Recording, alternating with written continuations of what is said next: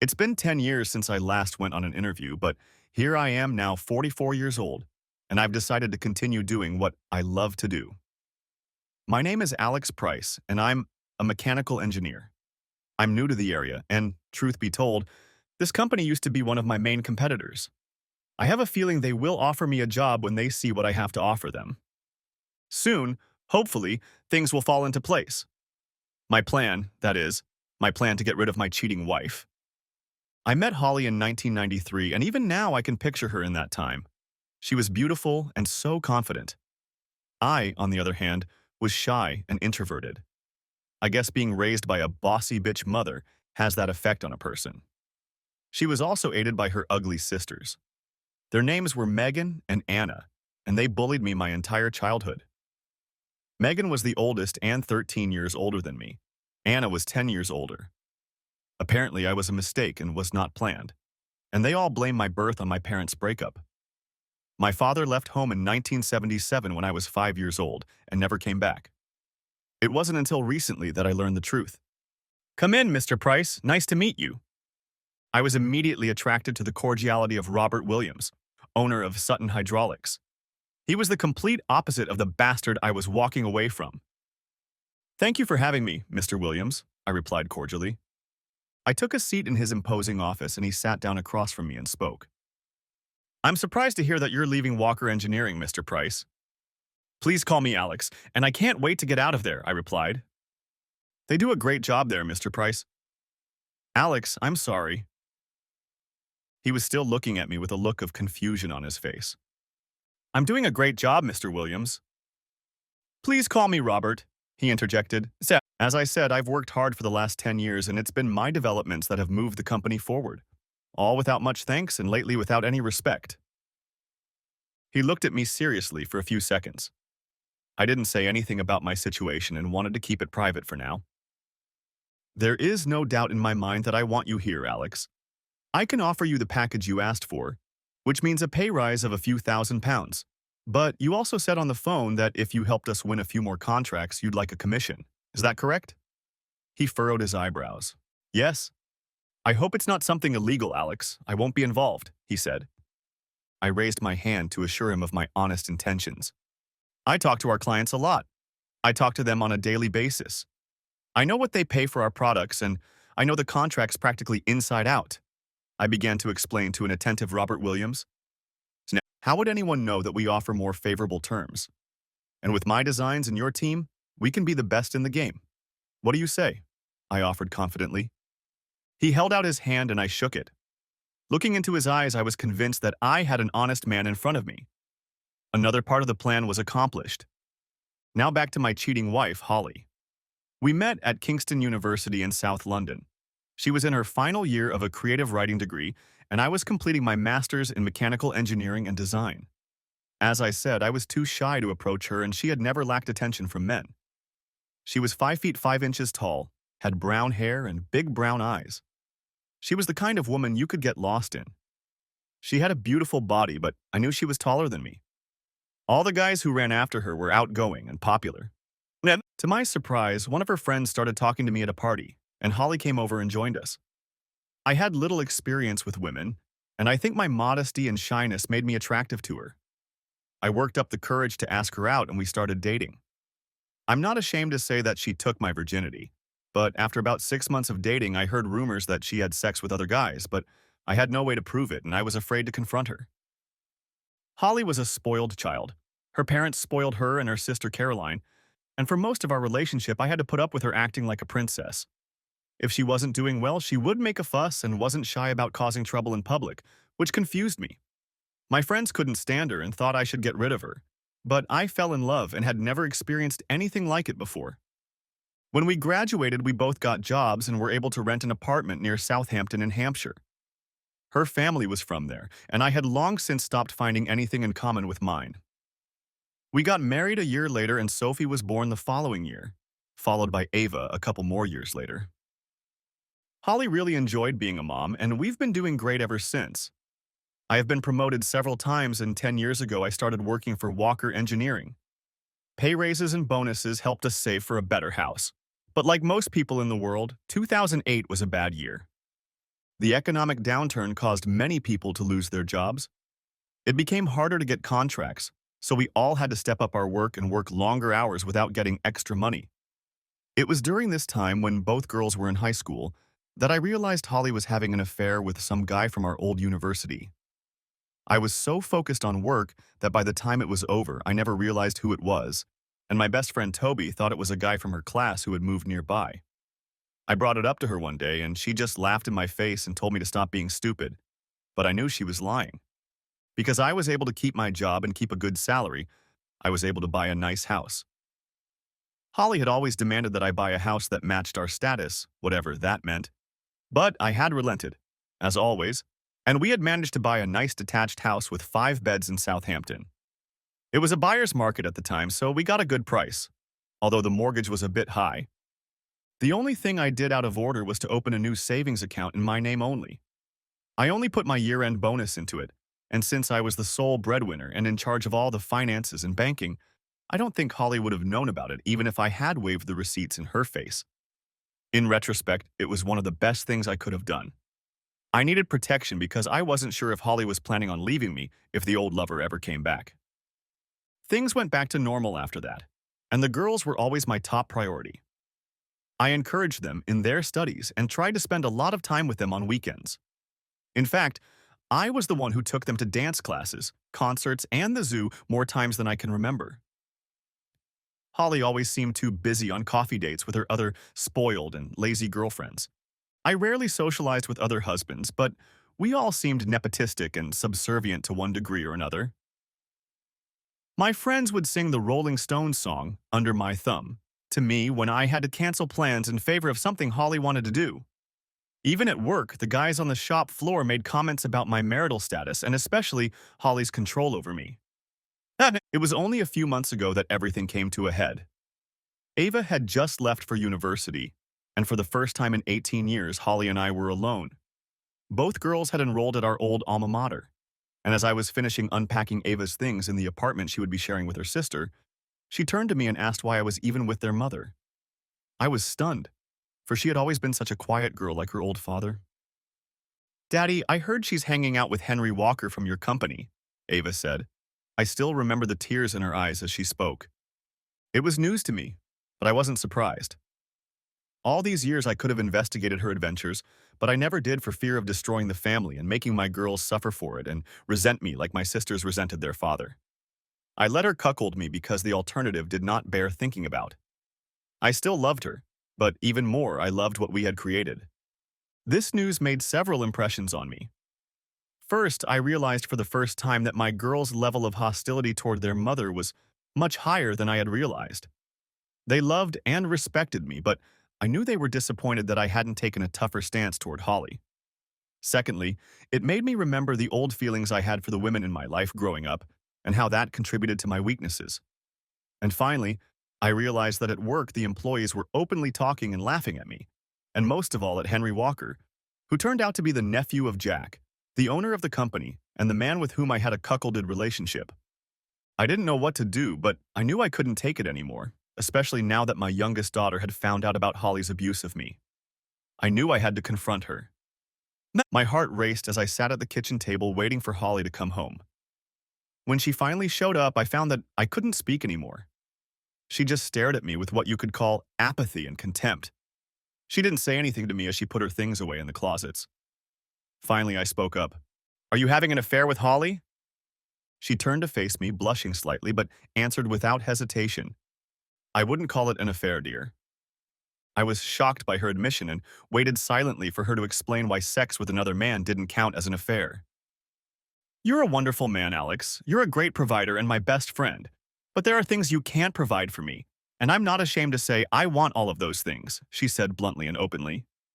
"So you're cheating on me," I said, discouraged by her brazen approach to infidelity. "Just my body," she said. "Not my heart or my mind, Alex, which belong to you." I felt dizzy and knots in my stomach. The audacity of her words made me speechless. "I've never turned you down for sex, Alex, and all I'm doing is exploring with a couple of young guys," she confessed. "What?" exclaimed I. I hadn't raised my voice once, and my reaction caught her off guard. She walked around the table and sat down across from me.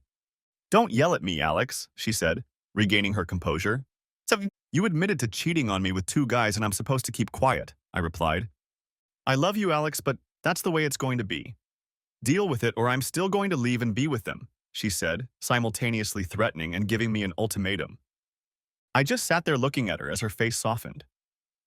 For a minute, I thought she saw the hurt on my face. Everyone does that these days, Alex. My girlfriends have had affairs with younger men, and they say it makes for a better marriage, she said. I was shocked.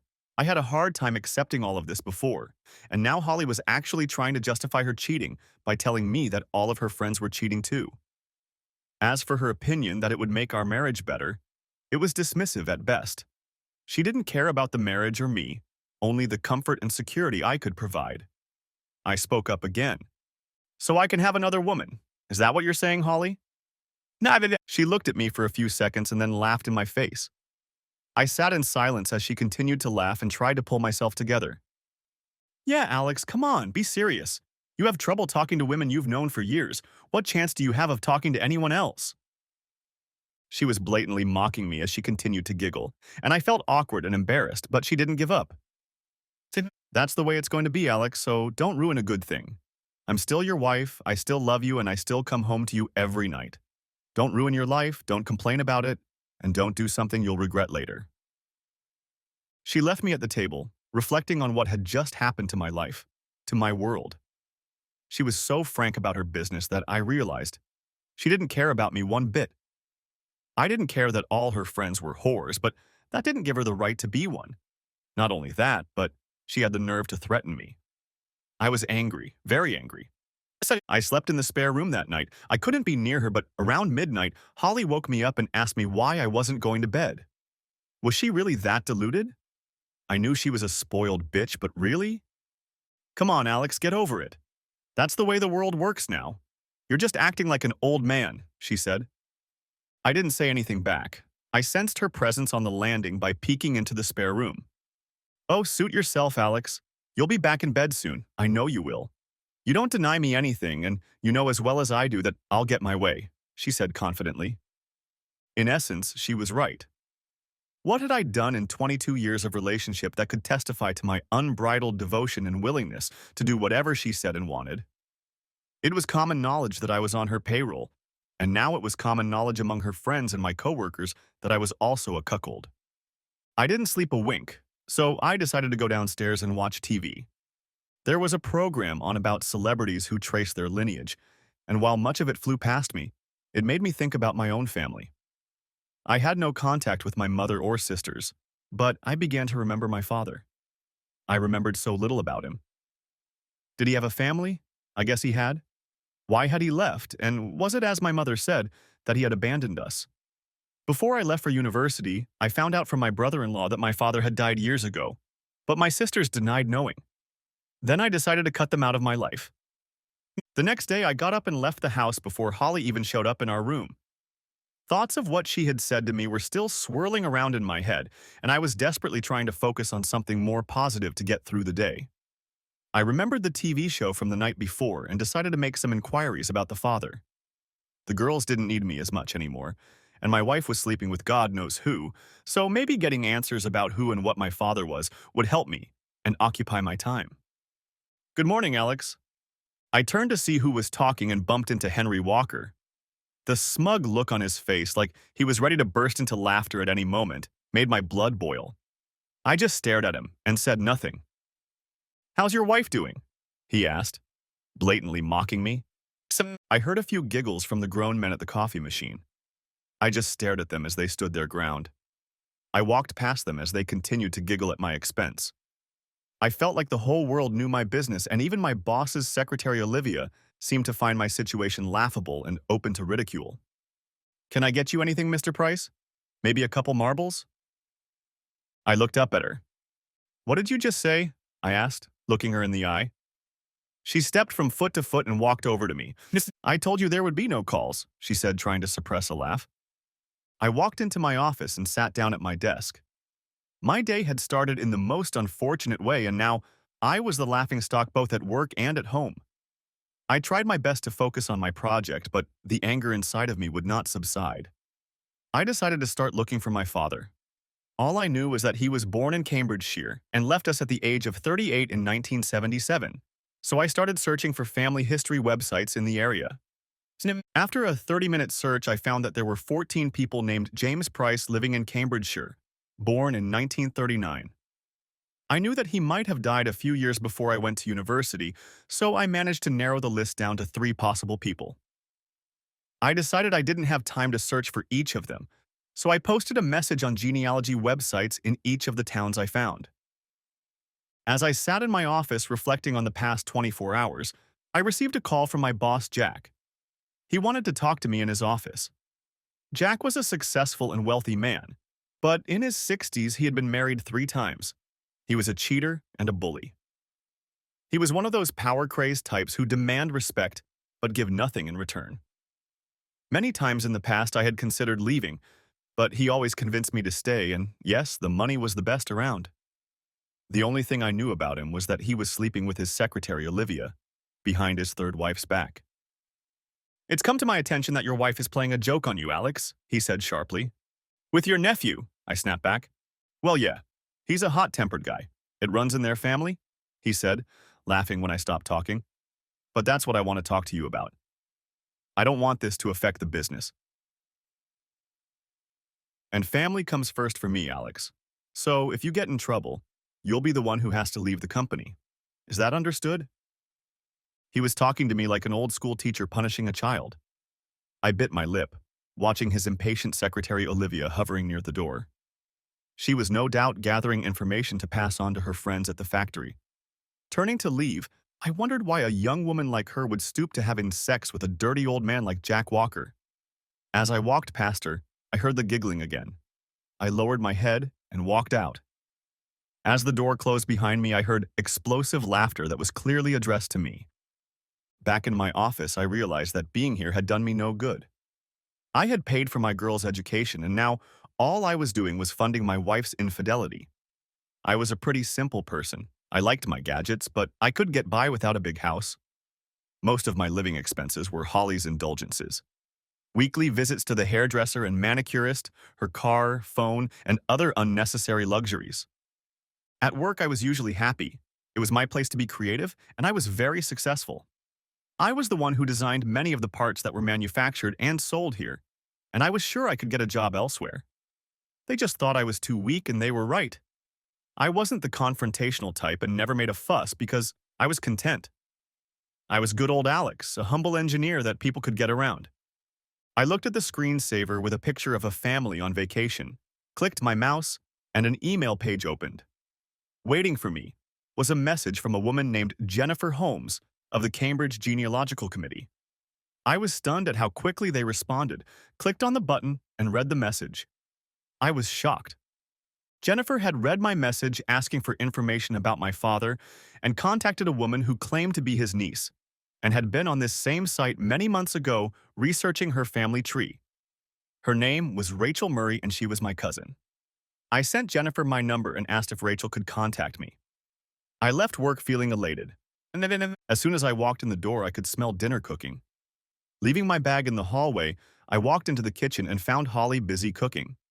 We managed to mutter a greeting but ate in silence. During dinner, Holly kept trying to make eye contact with me, but I guess she realized I was still angry. Until tonight, I couldn't go a few hours without confusing her or letting her get her way. She broke the ice. "Can we talk about last night, Alex?" "Yeah," she asked meekly. "There's nothing to talk about. You explained last night perfectly. I'll either accept it or I won't, right?" For a few seconds, she looked at me with a look of regret on her face. But it didn't last long.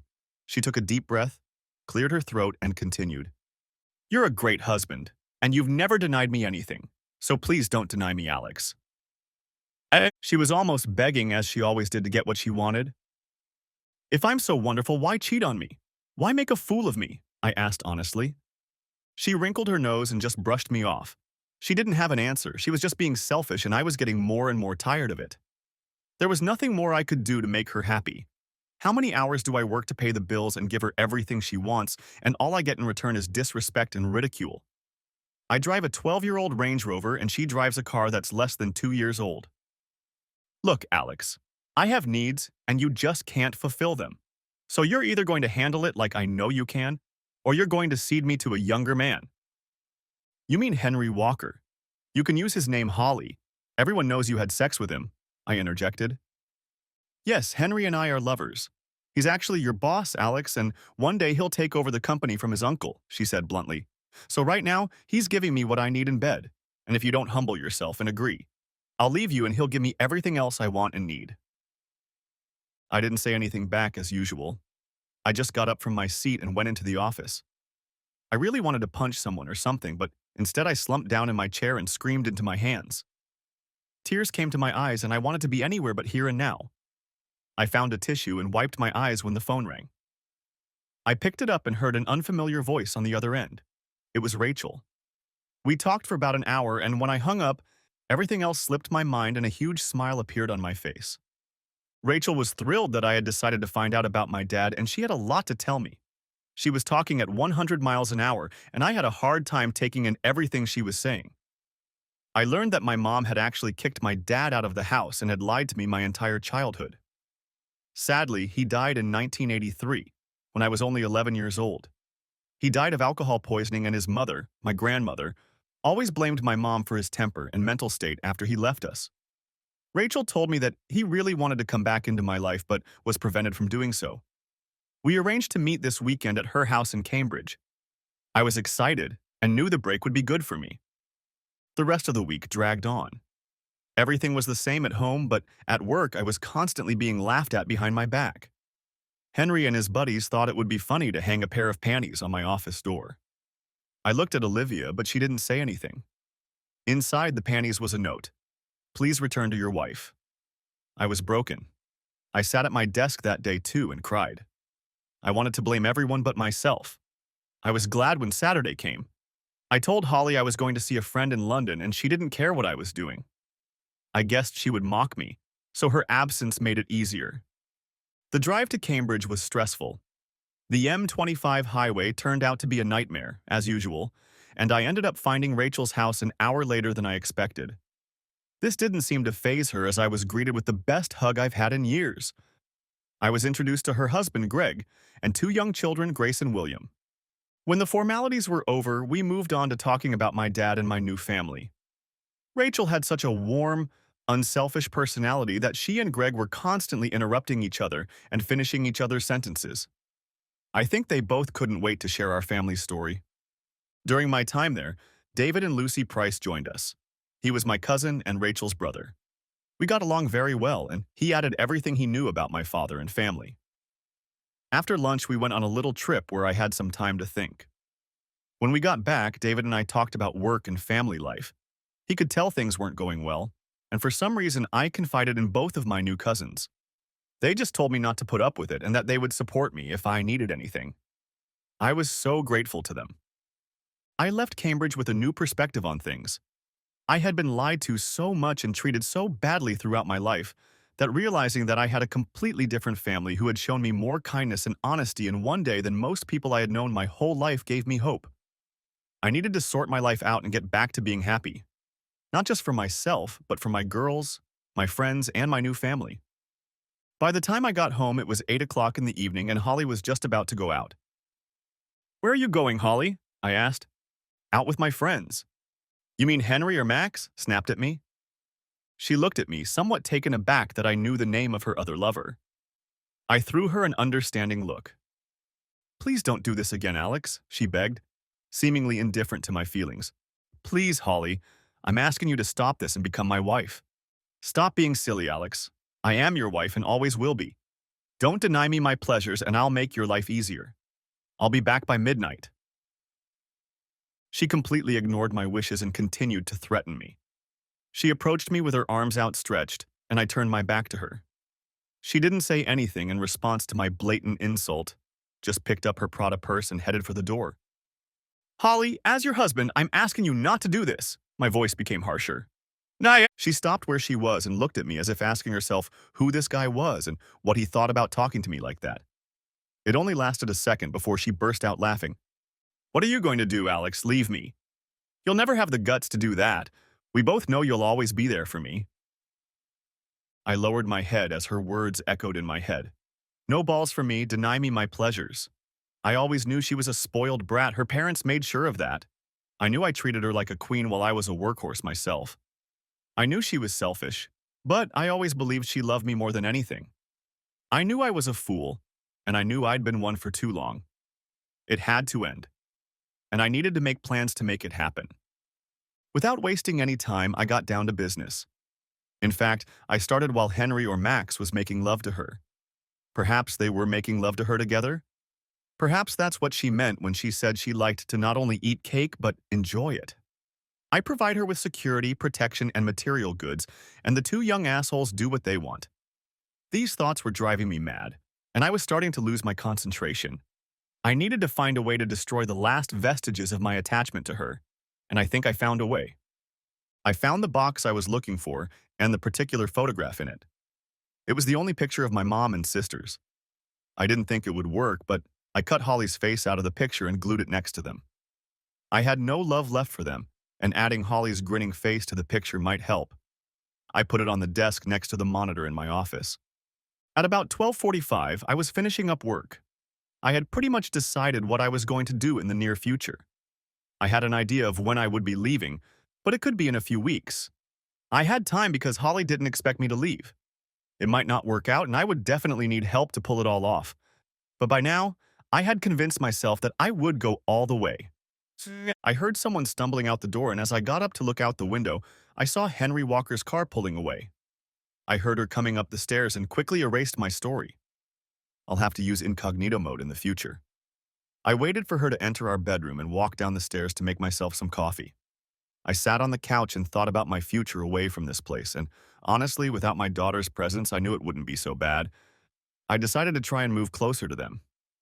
Monday morning, I went to work, clearly realizing that I wouldn't lift a finger. Jack Walker could fire me if I cared. I walked to my office, ignoring the taunts and comments directed at me. I would destroy these bastards, and I knew my anger would get me through this. I managed to get an appointment at the bank for 1 o'clock in the afternoon, and I spent the time preparing for it by analyzing my finances. The odds were slim, but if everything worked out and the right people helped me, I would come out of this situation unscathed. The meeting went as planned, and I was able to close my savings account and remove my name from our joint account. I still had an ISA with a few thousand left in the account, so I closed it for cash and put it in my wallet. On the way to the office, I stopped by the PCU World store and bought 2 digital voice recorders, a 500 GB USB 3.0 hard drive, and a new hard drive for my computer. Back in the office, I sat down at my desk and began to see if I could open the company's personal client files. I had seen a glimpse of them in Jack's office, so I knew they existed, but I needed his password. It didn't take me more than an hour to crack it. Ironically, his wife's name was his username, and his password was his name and 6-digit birthday number, Jack240656. I had everything I needed. I plugged the disk into my computer and loaded all the files onto it. 10 minutes later, I did the same with all my new plans and drawings for the energy-efficient hydraulic pump system I was working on to keep this company ahead of the curve. We created pumps for air conditioners, heavy equipment, and even diaries. I erased all of my computer history, including all of my plans and all of my projects. Then, I turned it off, removed the hard drive, and replaced it with a new one. I put everything in my bag and reinstalled Windows. I spent the rest of the day researching our competitors using my phone. I logged onto the Monster website to look for engineering jobs in the South London and Surrey area, and then left for the day. In the evening, after another silent dinner, I went to my office. I discovered that one of our major competitors, going through a financial downturn, was looking for a mechanical engineer to design and manage a store. It wasn't exactly what I wanted, but it was pretty close. They were offering a salary pound 10K less than my current salary, so I sent an email and attached my CV. That night, I decided to sleep in our matrimonial bed so as not to disturb Holly. However, I made sure I was already asleep when she walked in. I felt her rubbing against me, and I felt disgusted. But as disgusted as I was, it felt good to react that way. She became disgusted with me, and that would help me in the long run. The next day, I got a call from a very surprised Robert Williams of Sutton Hydraulics. We spoke briefly, and he couldn't believe I would consider leaving Walker Engineering for his small company. He offered me the job almost immediately, but I insisted on an interview the next day. He accepted. Another important cog was put in place, and the wheels started turning very quickly. I had a lot of free time on my hands and started looking for apartments in the area. I didn't need a house, and although there weren't many options, I managed to find one very nice apartment. It was £1,200 a month with 2 bedrooms and was perfect for me. The apartment was 15 minutes from the girls and 5 minutes from work. I arranged a viewing the day after my interview with Robert Williams was over. I then spoke to Jack and told him I needed to meet my daughters in Kingston the next day to sign some papers, but he just brushed me off and said, "Go." That same night, I called my best friend Toby Brown. We'd known each other since 6th grade. We both went to Kingston, but he had studied finance and math. He was now a big banking analyst in the city and lived with his wife and kids in a nice house in Twickenham. Most of all, he and his wife hated Holly, so we rarely spoke to each other as a couple. Holly was jealous of Sarah because she was an ambitious web developer and married to a rich banker. I guess even with everything I was giving her, I still fell short of her. I arranged to meet Toby the next night after the interview and apartment viewing.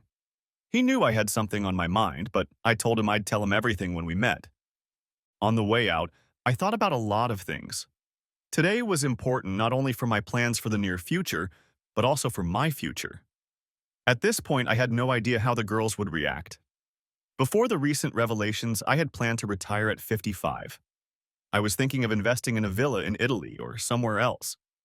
My mortgage would be paid off when I turned 50, and the extra 5 years of work would allow us to accumulate a nice little fund without relying on a retirement wallet. My new job was about a 20-minute drive from the girls' apartment. The meeting went quickly, the apartment was perfect, so I had plenty of time before meeting Toby, so I grabbed lunch for me and the girls and headed to their apartment. They lived together and I was paying half the rent. As I approached the house, I didn't know what I would say to them. I didn't know how often they talked to their mom, but I knew I didn't want to hide anything from them. When they saw me, they ran up and grabbed me as I was already walking through the door. My smile was visible from space. I missed them both so much. "Daddy, Daddy," they shouted, laughing like they were still toddlers. They led me into the house and I laid out the lunch I had grabbed on the way. We sat and ate while they told me about their lives and schoolwork. I was so proud of my two girls. Sophie had already studied pharmacology for 2 years, and Ava was studying to be a nurse. Two professions for loving and caring people. I saw them as Rachel and talked at length about our new family, promising that we would all meet soon. When we finished lunch, I took a sip of coffee and wondered, did they know something was going on? "What is it, Daddy? Spill it," Sophie said. "Well, you know your mom cheated on me, right?" I said. They both looked at each other, then returned their gaze to me and nodded in unison. "Well, I've had enough, and I've decided I'm going to leave her," I muttered to everyone's smiles. "Good," Ava said. "About time, Daddy," Sophie added. "You girls aren't angry or anything, are you?" I asked timidly. "No, Daddy. For as long as I can remember, she's been a bitch to you," Sophie growled. I considered telling her off for disrespecting her mother, but I didn't. In fact, I thought, good for Sophie. I also felt ashamed again because they had obviously seen this as children. I hoped they wouldn't follow in their mother's footsteps as far as men were concerned. I hoped I hadn't hurt them in any way because I was too weak and pathetic. I also hoped I respected them. "What are you going to do, Dad?" Ava asked. I told them that I had a new job and that I would be moving closer to them. They were thrilled, but also surprised that I had actually decided to move away from their cheating mother and was already making plans to do so. For that, I received 2 strong and loving hugs. I told them I would do everything I could to protect my financial future without going into details. When I got up to leave, they said they would support me no matter what. And although they love their mother, she comes second to me and always had. I left their apartment full of happiness and was now ready for the next phase of my plan. This was the most important part. Toby and Sarah met a few years after he left university. They are 2 of the nicest people I know, and today I would be counting on their favor. I was greeted warmly as usual, but my mind was spinning with thoughts of what I would be asking of them, and they both realized I was out of place. They immediately wanted to know what was going on, and I told them. There was no point in beating around the bush. I told them everything that had happened and the first part of my plans. They were more surprised by my resistance than by Holly's infidelity. In their eyes, it was quite commonplace. "So why did you dump her now, Alex?" Sarah asked, holding out another cup of tea to me. I declined something stronger since I had to drive home today. I always thought she was cheating on me, but I couldn't prove it. Now she's admitted it, and everything's falling into place. I also discovered something that made me say I was done. I told them about meeting my cousins and how my mom kicked my dad out of the house and my sisters sided with her. My dad was just like me, or rather, I was just like him. But this time my girls are on my side. "So it was this discovery that motivated you to finally stand up for yourself?" Toby asked. Worry was written all over his face. "No, I was taken to my father's grave. I hesitated at first, but I managed to lay flowers and say a few words. Then I looked at the engraving on the stone, and it shocked me. That's when I realized I had to leave," I explained. "What was that, Alex?" they said in one voice. On the stone was a picture of a rose, and underneath it was an inscription that read, "In his memory." There was the date of his birth, and below that, the age at which he died. There was silence for a moment before I spoke again. "He died at the age of 44, the age I am now." Toby and Sarah recoiled slightly at this news, and I realized they understood me. There were times when I could reach for a shot like he did, or drive myself to suicide like my grandmother thought. I had a choice. Be like him or fight back, I said clearly. I decided that I would no longer kill myself trying to be the perfect husband to be bullied and laughed at. In that moment, I felt weaker than I had in weeks. Admitting to my friends how depressed I was harder than I thought it would be. Toby snapped me out of it. "What do you want from us, Alex?" "Please refuse if it's too much. But I have a plan to protect myself and—" "Get that bitch out of here," Sarah intervened. I smiled and nodded. Sarah did seem to have a tough side to her character. When I thought she was having an affair in 2008, I opened a separate savings account and put all my bonuses and all my spare cash into it. I was also lucky that the only way to get a mortgage loan for the amount we needed was to apply in my name only. Holly had no real employment history, so it was easier for me to apply a loan. I knew that if anyone was capable of keeping track of my train of thought, it was Toby. My savings with interest now stands at £60,800. I have £120,000 left to pay off my mortgage, but the house in the next street sold for over £500,000. Toby, I need you and your connections to help me get a short-term loan for the remaining £60,000. I want to pay off the mortgage before I divorce her when I divorce her." "Why? That means she can have half," Sarah said. "Well, barring the 60-odd thousand pounds in savings I'm keeping, she could fight for half of everything anyway." "But that's where you come in," I said, pausing for a second. "I want you to register a new company." "What do you mean, register a new company?" Toby interjected. "I want to transfer ownership of my house to your new company. That means she won't be able to lay her hands on it. I've looked into it, and if I pay off the mortgage, all I have to do is go to the land registry and transfer the deeds to your company." Toby and Sarah looked at each other for a moment. "Will that work, Alex? After all, if you divorce her, she'll hire a lawyer and fight for everything. She doesn't have the money for that, and I'm sure her parents won't want to pay such a huge bill if they find out their daughter is a cheating whore. Plus, I'm hoping to use her opinion of me to my advantage," I said. "How?" asked Toby. "She thinks I'm a coward who will never leave her. That's why I won't ask for a divorce until I sell the house. The property will turn into cash. And by the time she realizes I'm divorcing her, we can move that money into a lot of different accounts." Toby only smiled at me and said, "I didn't know you had it in you, Alex." "So you're going to help me?" I asked. "Oh yeah, I'll look into it, but you know a good lawyer will try to trace the money, don't you?" he said. "Yes, but it will take a long time and she won't be able to afford a big legal bill." After another hour of conversation, I headed home. All the pieces were coming together. On the way home, I decided that I wasn't even going to file for divorce.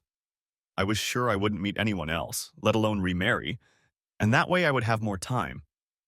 I figured Holly wouldn't be bothered by my absence for at least a month. At that thought, I laughed to myself. By next week, I'd be gone. When I got home, it was almost 2 in the morning. I looked in on Holly and she was sound asleep. No amount of remorse is keeping her from sleeping, I thought. I decided to go to the spare room. And then Thursday morning, I was up and out of the house before Holly even woke up. I wrote my resignation letter in the morning, and around lunchtime, I called Toby. I've got good news, bad news, and then good news again, buddy. Okay, let's go in that order, I said, laughing. The good news is that I've incorporated the company. It will only take an hour at the company office, he said. The bad news is that to get a loan for the amount you need, you'll need some serious collateral. Something like a house, and that won't work for you. I was frustrated and scratching my head trying to think of something when Toby continued. Listen, Alex, you trust me, and I trust you. I've talked to Sarah about this, and we're thinking the same thing. I'll transfer £60,000 into your account right now so you can get on with the business. Just give me the money back when you find him, okay? I was stunned. If he could see my face now, he'd realize how grateful I was to him. That's too much, Toby. You've done enough already, I interrupted. Just take the money and go do what you need to do, he said. You have no idea how much it helps me, buddy. I owe you a huge debt of gratitude. Just do it. Walk away from this disrespectful, money-hungry crook and be happy.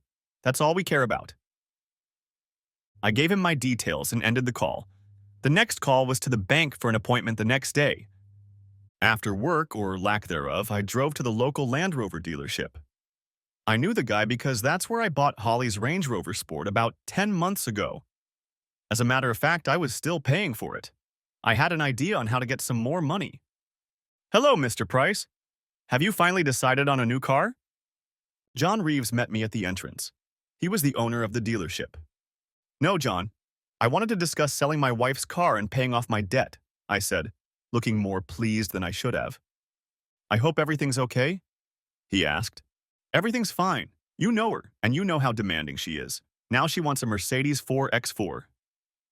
I don't want to say anything bad, but she seemed pushy, he admitted. No, we came to an agreement that he would take the Range Rover back and we would cancel our payment plan. I promised to come back to upgrade my car, and he knew he could offset the value of Holly's car by selling it as practically new. I apologized for the inconvenience, but the thought of him selling me an expensive new Range Rover more than made up for it. On the way out, I bought a 2016 brochure, but not for myself, but for Holly. When I got home, Holly was sitting in the living room drinking coffee, looking a little pale. I took off my jacket and threw my bag on the floor. Everything okay, honey? I asked through clenched teeth. Yeah, just a little tired, honey, she replied, taking a sip from her mug. She held out her arms as if wanting me to put my arms around her and make her feel better. I ignored her and went back to my bag and pulled out a pamphlet. I know what will make you feel better, I said. I walked over to her and sat down on the coffee table across from her. She looked confused at the empty seat next to her and at me. What do you have there? She asked, looking at the brochure. Your car is almost a year old, and I was at the dealership today and saw their new model. It's awesome, I said as her eyes lit up. I want my wife to have the best, so I'm going to trade in your car and get you this one, I said, pointing to the new 2017 model in the brochure. Oh, I love it, she said, ignoring my plan. You always know how to make me feel better, don't you, Alex? The only problem is that they already have a buyer for your car, so I need to get it there by Friday afternoon. I'll finish work early and drive it to the dealership, and you can just use mine this weekend to visit your loved ones. The last remark made her recoil, and a look of shock and confusion appeared on her face. What's wrong? I asked. Nothing, Alex. I just thought you were still mad about our arrangement, she asked. It wasn't our arrangement, Holly. It was yours. I didn't have a say in it, but I guess I have no choice, right? I said, hoping for an answer. She only nodded, as if to finally put me on the spot, and I admitted defeat. I love you, Alex. I turned to look at her and was met with a sincere, concerned look. I didn't say anything in response and just walked away to the kitchen. The phone rang and I went out into the garden to take the call. Toby confirmed that the money had been transferred. I was ready to go. The next day, wasting no time, I walked into the bank and found myself in the office of a mortgage loan officer. She looked to be about my age, but she wasn't wearing a wedding ring. I wondered if there could be a life after Holly, but pushed the thought to the back of my mind. An hour later, the mortgage was paid off. All remaining accounts were closed. I went around to a few houses and opened a new account at another bank. I was happy knowing I wouldn't have to pay anything else unless Holly hired a lawyer and went to court. My smile faded. I walked back to the office, ignoring Olivia as she rose to her feet to speak. I sat down with a cup of coffee and began to contemplate the next phase of my plan. I contacted the land registry and filled out the appropriate online application form. I had all the details of Toby and Sarah's new company, and within 10 minutes of submitting the application, I received a confirmation email stating that it would take 5 days to process. After that, I would simply hand the paperwork over to Toby, and he could register the property to his company. I decided to wander around the internet looking for furniture and details of utility cancellations in the house. I had to wait for the right time, but I did set up new accounts for my apartment in Sutton. I finally had one more thing left to do, something I'd been putting off all along. I knocked on Jack's door. Olivia was there with him, of course. That dirty old bastard usually fiddled with her on Fridays, and I seemed to be interfering with their lovemaking. She left us alone. "What can I do for Alex?" he said cheerfully as he escorted Olivia away with a look. I placed my resignation letter on his desk. He looked at me with a goofy grin on his face. "What's up?" he asked. "I've resigned," I replied. "I think it would be best if I left right away. Given the situation with our families, I doubt you'll want me here for too long." He looked dumbfounded. "I would appreciate it if you could have my P45 ready by Monday. And please don't tell anyone about this, my wife doesn't know," I said defiantly. "B? But you can't do that, we need you," he said pathetically. "Not as much as you need your nephew. I'll be here on Monday to pick up the last of your things." I pretended to drop my pen from my pocket and bent down to pull a digital recorder out of my sock. I managed to attach a pin to it, and standing up, I pressed the record button and slid it under the seat into the wooden frame. If that's all Jack needs, I've got things to do. "Fine, Alex, but don't come crawling back when you run out of money. Your money is the only thing keeping your cheating wife with you. Do you realize that?" "Of course I realize that, Jack. I wish my wife was as faithful as yours," I said, smiling. I knew it hit a nerve with him. I turned and walked out of his office. An hour later, I drove home and picked up Holly's car and magazine. I stopped by the car dealership and dropped off her car. Fortunately, John Reeves offered to drive me home, and I gladly accepted. When I got home that evening, Holly was sitting at the kitchen table with big red bags under her eyes. I realized she had been crying. "What's going on, Hulse?" I asked with feigned sincerity. "We need to talk, Alex," she said, gesturing for me to sit down. For a moment, I felt like I was being snitched on. A sense of dread came over me. "What's going on?" I asked. "I was at the doctor's today, and I've been diagnosed." She hesitated. There were a lot of thoughts swirling around in my head. If this was serious, what kind of man would I have to be to abandon a seriously ill woman like I was about to do? I have," she stuttered. "Just tell me, Holly, what is it?" I begged her to spit it out. "I have gonorrhea," she finally said, bursting into tears. I laughed. Hell, I laughed, and she just stared at me. "That's not funny. I'm so embarrassed." I turned to her and she looked embarrassed. This was supposed to be humiliating. "Well, I know I don't have it because I haven't touched you in over a month, and when I found out about your adventures, I used protection," I said, trying not to gloat too much. "Oh, so you're doing okay so far, all good?" She remained silent. "Just take your meds and soon you'll be standing on your back again. Oops, I mean on your feet. If looks could kill, I'd be dead by now. Or no, just find out which one of them gave you that medicine and tell them to take it to the doctors before the disease spreads any further," I said, getting up and leaving her crying at the table. That night I slept well for the first time in months. Of course, I slept in the spare room. It wasn't worth the risk with an exhausted wife. Saturday morning I felt great. A good night's sleep had definitely helped me, so I headed to our bedroom and woke Holly up in bed to tell her I was going to give her time to rest and recover. "I'm going over to the girls. I'll give them all your wishes. Get some rest, okay?" I said this with as much love as I could portray. She smiled at me and asked me to hug her. I gave in, but I did it half-heartedly. When she opened her arms, she must have sensed that something was wrong with me. She looked at me sadly and said, "You think I'm disgusting, don't you?" I didn't answer anything, and suddenly tears ran down her cheeks. "I just want you to feel better, that's all." "Oh, Alex, I love you so much. I think I screwed up really badly." I told Allison about my problem and she was horrified. I felt sorry for her at first, but she disappeared even faster than I thought she would. That shocked me a little.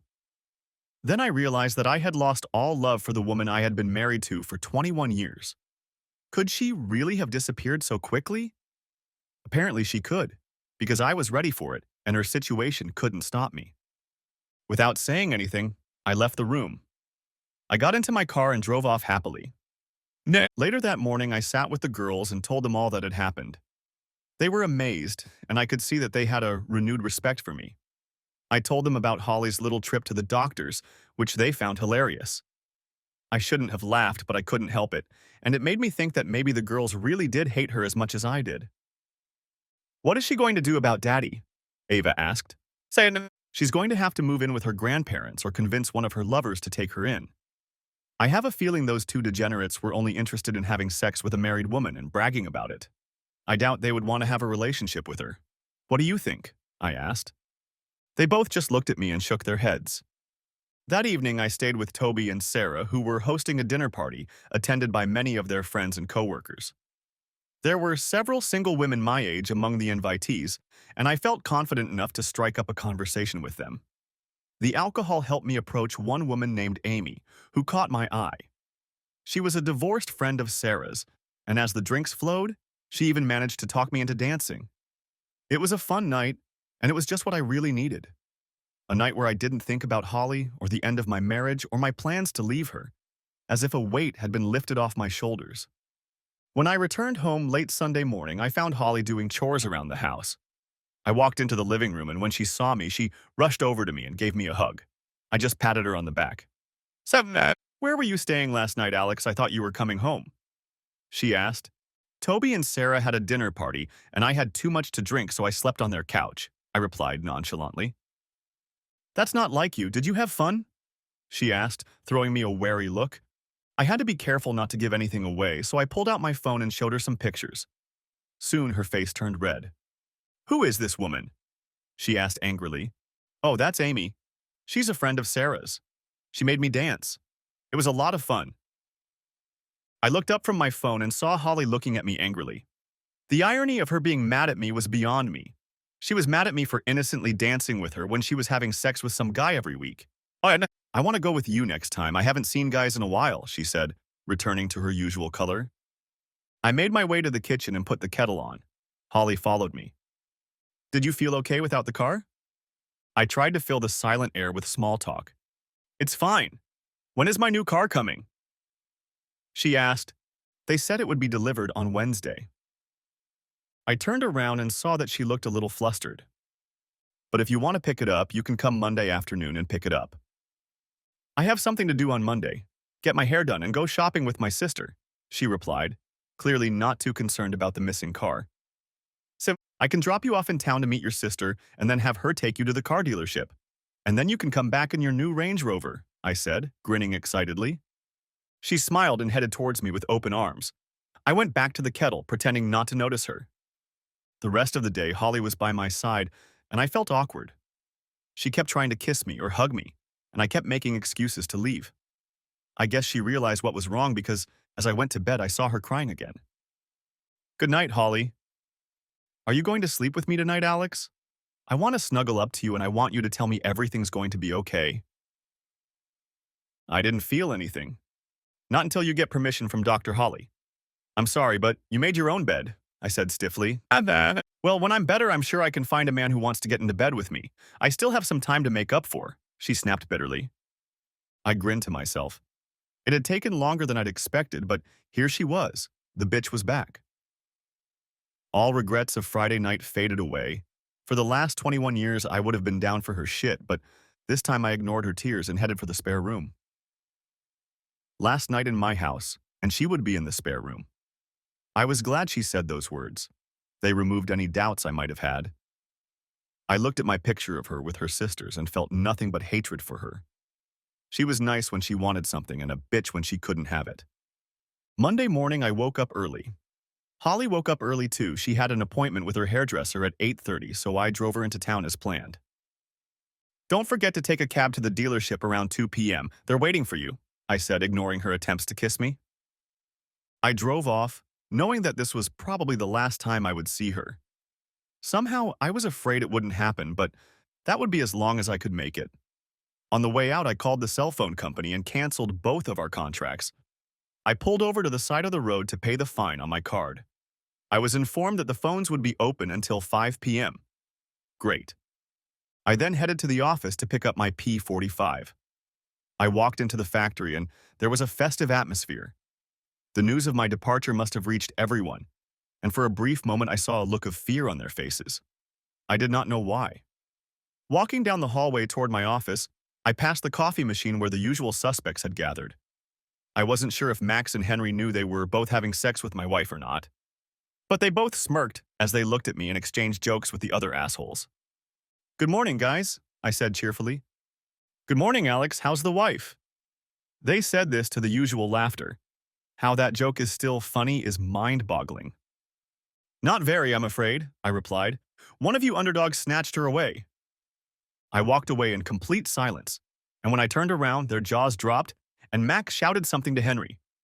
I heard a lot of noise before I headed up the stairs. Olivia saw me coming and gave me a half smile, lowering her head. Maybe they were starting to respect me now. Jack was at the door before I could knock. "I have what you need, so take it and get out." Perhaps the respect story was a figment of my imagination. I walked into his office and sat down. I reached under the chair and discreetly put the tape recorder in my pocket. I knew he'd laid out his weekly story to Olivia on Friday night, and now I had it all on the recorder. "So you have another job, Alex," he snapped back. I ignored him at first, but then I decided I'd give him what he wanted. "No, nothing," I said. A wide smile appeared on his face. Apparently he figured I'd come crawling back to him soon. "So I get last month's paycheck and a year-end bonus?" I asked. He burst into laughter when Olivia walked in with my P45. "What's so funny?" she asked. "Alex just asked for his bonus and salary to be given to him." "That's hilarious," Olivia said, joining in his laughter. I thought, why not, and joined in too. This made them stop and look at me like I was crazy. "Why are you laughing, Alex?" Olivia asked. "I don't know, Olivia. Why do you let that old bastard have sex with you every week?" said I, as my laughter got louder. They froze as her eyes widened and Jack started to turn red with anger. "I'm sure Mom and Dad are proud of their little slutty girl." "Nah." She threw my papers on the floor and ran out of the room in tears. "You bastard," Jack said. "Get out of my office and out of my company before I call the guys to drag you out by your ears." I laughed, walked out of the house and headed to my office to pack up the last of my things. I was still laughing to myself when I stopped in front of my house. I got out of the car and lowered the back seats. I opened the trunk and walked into the house. I walked around the house thinking about what I wanted to take with me. I had several Romero Brito works, so I took them down and wrapped them in plastic I found in the garage. I packed them in the car and continued to walk around the house packing. Finally, I went upstairs and cleared out my closet. I pulled all my documents out of the safe, including the girls' birth certificates and marriage license. I found the attic stairs, went upstairs, and found all my old stuff. My diploma and family photos were there. I went to the handyman and picked up all the jewelry I had brought with me from Holly over the years. They must have cost over 10,000 pounds, and then I took all the handbags, shoes, and expensive coats I'd brought with me. In fact, the whole bloody closet was bought by me, so I took everything. I've always been a responsible person, so I had insurance checks for almost all of the stuff, and that would serve me well when I came to sell it all. When I finished packing, I realized I was going to need a TV, so I took that as well, along with my movie collection and Blu-ray player, of course. By this time, my car was full. I figured I might lose all of Holly's clothes and a few other things I didn't need, including my old clothes. The new me would require a new closet, and the girls didn't fail to take the opportunity to help me with that. I found all the best pictures of the girls and me and put them in the car. I wasn't in any hurry to get anywhere because Holly wasn't going to be back until after 2 in the afternoon. I made a cup of tea and took 5 minutes to myself. You have to have a cup of tea. I think it's written in the Magna Carta. I picked up the phone, called the TV company, and canceled satellite TV, phone, and internet. I called British Gas and Southern Water to cancel the utilities. It would take a few days, but I didn't care.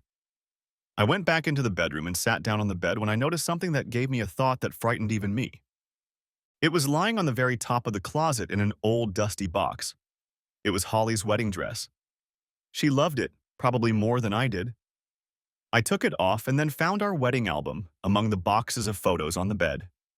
Grabbing the duvet cover, I gathered all my things and headed out into the garden. Once outside, I walked to the middle of the garden and put everything in a pile. I added all of Holly's clothes and her things that I knew I wouldn't be able to sell. I made sure to leave only her underwear because I didn't want to get anything dirty. I went to my car and locked all the doors. I was about to drive off, but when I looked at my watch, I saw that it was only 1:45 p.m., so I called Robert Williams and told him that I could give my P45 later that evening, along with the night shift. That way I could start work tomorrow morning. He was thrilled, and I told him I was already working on plans to get new customers and improve the hydraulic pumps to make them super competitive in the marketplace. I think he sensed my enthusiasm, and as I wrapped up the conversation, I hoped I had made his day. It was already 2 o'clock in the afternoon, and I was still sitting there waiting for the call. Finding some paint thinner in the garage, I went out into the garden and poured it on my wedding dress. I was about to light the fire when the phone rang. "Hi," I said calmly. "What's going on, Alex?" shouted Holly into the receiver. "What do you mean, Holly?" I asked sarcastically. "Don't play dumb, Alex," she continued. "Calm down, Holly. What's going on?" Silence ensued, and I heard her breathing heavily. In the background came her sister's voice. "I was told you didn't bring me a new car. You sold mine." "Oh yeah, did I forget to tell you that?" I said. "What are you talking about, Alex? What's going on?" She started to panic. "Well, from now on, if you need a car, you can pay for it yourself," I said, trying to stay as calm as possible. My heart was pounding frantically. I I don't understand, Alex," she said meekly and confused. "You heard me perfectly well, Holly. If you want to, you can buy it. Now, if you'll excuse me, I need to clean up the kitchen." "What? What? Is this some kind of sick joke?" I remained silent. "We'll talk about it when I get home, Alex." "I'm not content with being patronized," she shouted. I fell silent again. I heard her panting, running to her sister's car. The slam of the door confirmed it. I knew she was on her way. In this state, she could convince her sister to be here in 5 minutes. "Alex. Alex? Alex?" "Yes," I replied almost too calmly. "You said you were in our kitchen?" she asked, suddenly realizing what I had said. "Yes." "And why aren't you at work?" she asked. I remained silent. "Alex, Alex, Alex." Her breath caught, and I could hear the panic and confusion in her voice. I hung up the phone as she continued to scream my name. I went outside, struck a match, and lit the fire. Our past flared up as I walked away. I pulled the marriage certificate out of my pocket, ripped it to shreds, and left it on the kitchen table along with the only picture of us all vacationing at Disneyland. It was a wonderful time with many happy memories. I wonder if she thought the same. I got in my car and drove off. When I reached the end of the street, I saw Holly and Jennifer pull up to the house in the rearview mirror. Neither of them looked up. They just ran into the house. I turned my phone off, smiled, and pulled away. The A3 was practically empty as I drove to my new home. For some reason, I couldn't shake the feeling of dread that gripped me. I knew this wasn't the last time I'd see Holly, and once my plan came to fruition, she'd do anything to track me down and make me pay. That was the kind of person she was. I also knew she would get the girls involved, and I didn't want them to be burdened with our problems, especially since they needed to focus on their studies. I was in Sutton by 4 o'clock in the afternoon and decided I had time to visit the local phone store and get a new cell phone contract. I also had time to catch the receptionists at work processing my P45 and meet Freya, my new receptionist. She was quite young but kept very professional, a complete contrast to Olivia. I went back to my new apartment, which was completely empty. There was water and electricity, so I found the kettle I had brought with me from home and made a cup of tea. I moved my stuff in and ordered a pizza. I picked up my old cell phone and turned it on. The connection was broken. I smiled to myself, knowing that Holly was now without her phone too, and that should give the girls some respite before I could talk to them. I found my sleeping bag and spread it out in the living room and waited for dinner.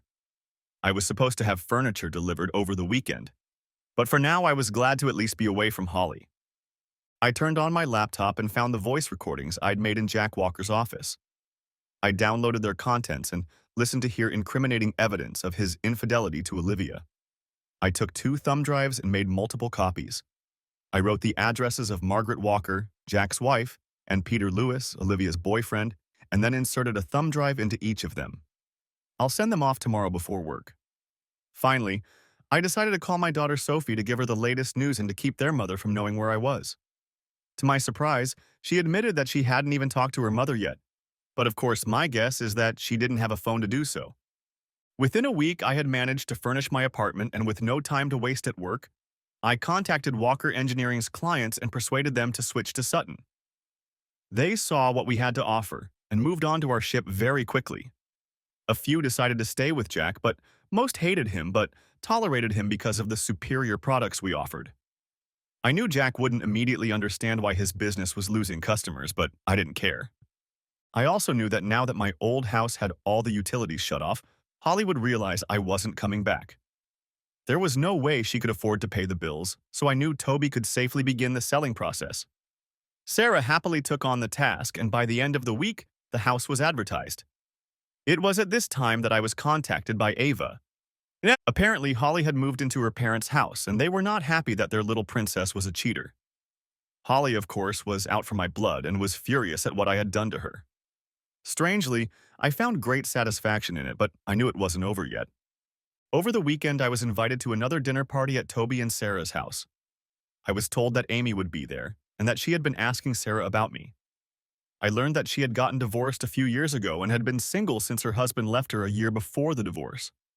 Apparently, the divorce went well. She got the house and full custody of the children, as well as financial support. Unfortunately, she has been skeptical of men ever since. Sarah told her about my situation, and she's wanted to meet me ever since. That's why they planned this dinner party. She was 2 years younger than me and had 2 older teenage children. I felt like I was being set up, but decided it couldn't hurt. Dinner was a success, and I felt completely at ease for the first time since I'd contemplated running away from Holly. Amy understood what I was going through, didn't pressure me or let me know that she liked me. We got drunk, danced together, and exchanged numbers at the end of the night. She told me to call if I needed someone to talk to, and I thanked her. I slept in the spare room at Toby's house, but it was getting harder and harder to fight the hangover, and the coffee wasn't helping. Sunday morning brought good news. Just a week after putting it up for sale, I received 2 serious offers. One of them I immediately accepted for £550,000. I knew it could be some time before the deal was finalized, but agreed to get the money as soon as it was ready. I would open an ISA in the girls' names and then ask Toby to spread the remaining amount between numerous investment funds. I would also return the money to him and take some of it in cash to keep in a home safe. I still felt the need to protect myself. Another week passed, and I was happy to hear from Toby that the sale could be very quick. I contacted the moving company and told them to vacate my old house. The girls called their mother and asked if she needed anything, and she became even more angry and threatening. I promised the girls that it would be over soon. Tuesday morning, I spoke with one of our new customers who was meeting with Jack Walker about a possible renewal of a supply contract. He told Jack that he was moving to Sutton Engineering, and Jack wasn't surprised. He learned that Walker Engineering had to cut 50% of their staff due to job losses. He also informed me that Mrs. Walker was divorcing Jack due to adultery. I had absolutely no sympathy as I was mentally counting commission checks during our conversation. I had no idea what had happened to Olivia and her boyfriend, but I knew he would get my gift if Mrs. Walker got hers. And even if she didn't, I'm sure she was well aware of the reasons for Mrs. Walker's divorce from her husband. I wonder what her friends and family will think about her cheating with an old man.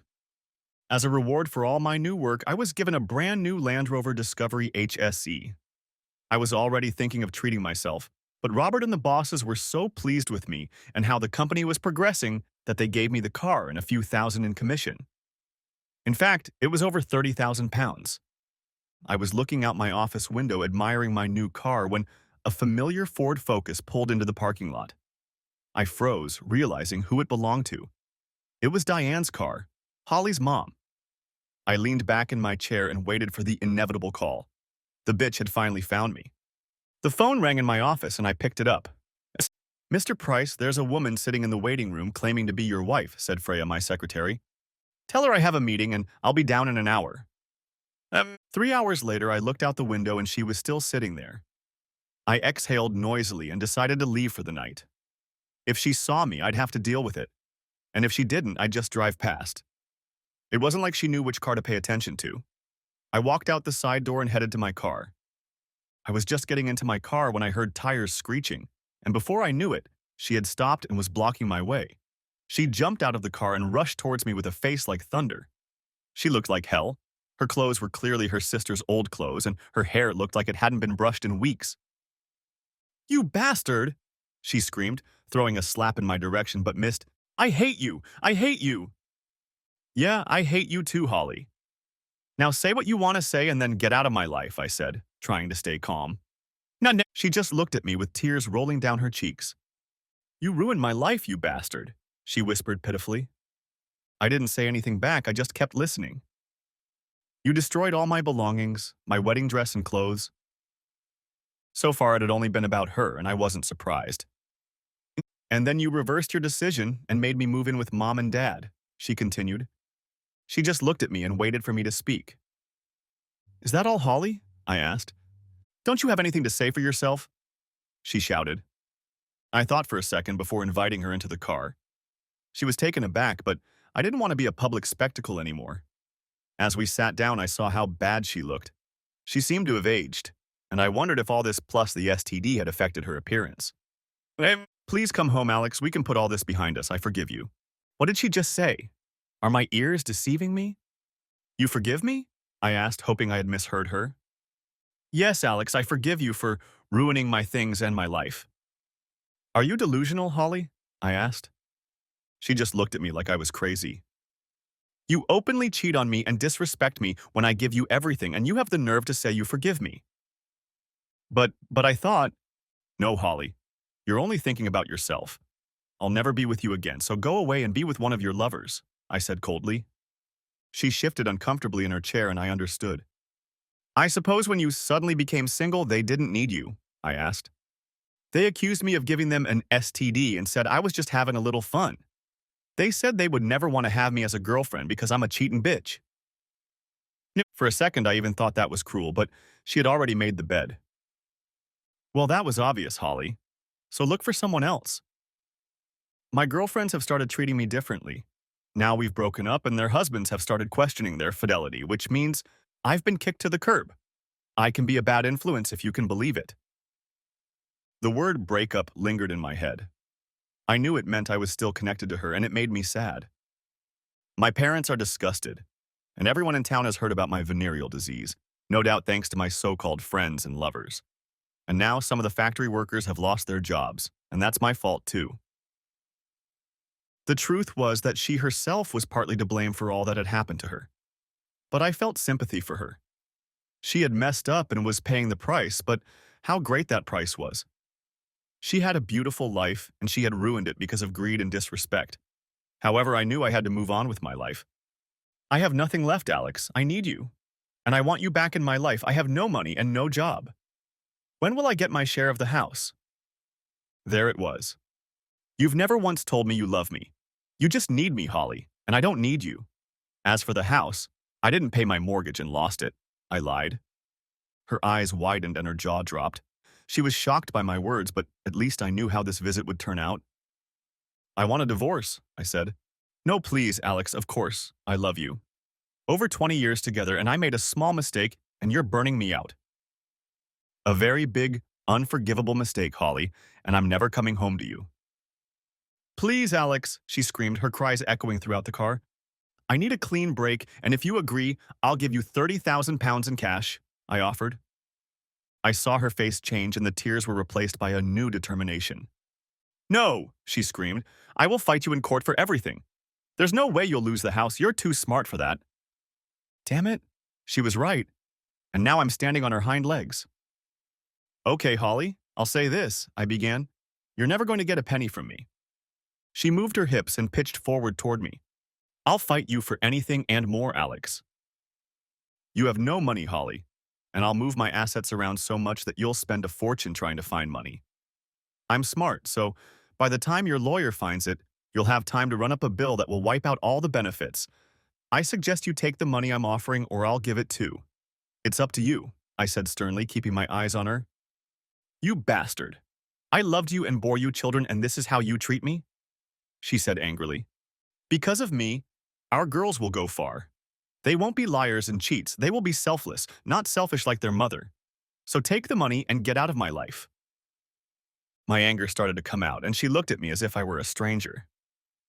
Fine, she hissed. I'll take the money and agree to the divorce. Good, I'll set it up. With those words, she got out of my car and slammed the door shut.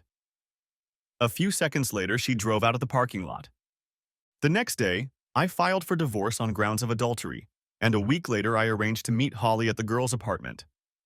The sale of my house went through, but I didn't want to put any money into it until the papers were signed. We tried to be polite in front of the girls, but it wasn't easy. I handed Holly the money and she signed the papers. I kissed the girls goodbye and wished Holly good luck.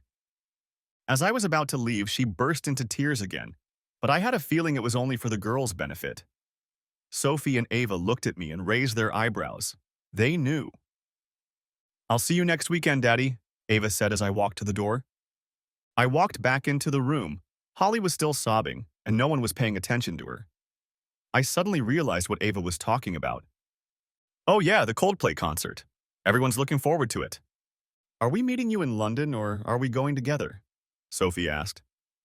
I'll talk to Amy and let you know within the week, I said one last time before leaving. Never. On my way out the door, I heard Holly shouting something, but I chose to ignore it and left.